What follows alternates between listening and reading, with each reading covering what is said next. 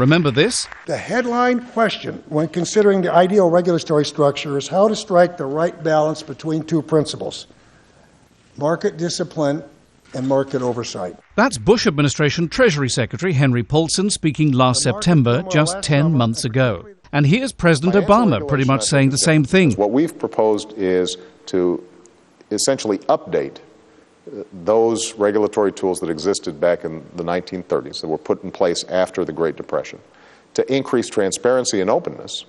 But I think everybody would acknowledge that if we've got rules of the road, that's what makes American capitalism thrive.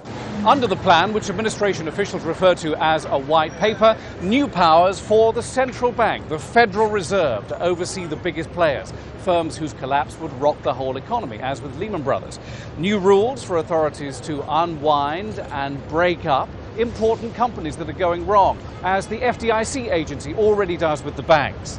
And a new Council of Regulators with broad, coordinated powers to make sure that consumer investments are safer in the future. Firms must also have more cash put aside for a rainy day to stop them getting into trouble so easily. I think the general thinking is correct, focusing on the largest super financial firms, if you will, whose failure basically has this negative effects all over the economy.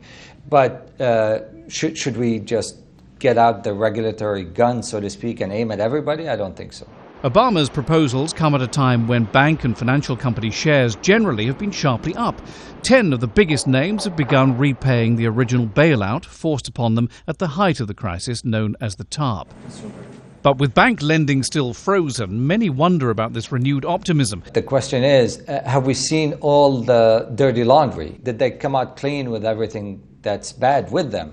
Economist Viral Acharya says it's crucial to maintain the momentum in favour of regulation, as once recovery comes, the drive for greater oversight will be sapped. If we don't get some of the key mechanisms in place before we come out of the crisis, the political will, the regulatory bargaining power sort of wanes through, and sort of the banking sector gets a little more bargaining power as things start looking good. And that's the concern, that if the plans end up being more about appearance than actual reform, it could foster conditions for a future financial crisis.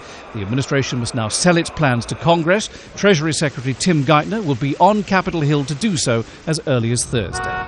John Terrett, Al Jazeera, New York.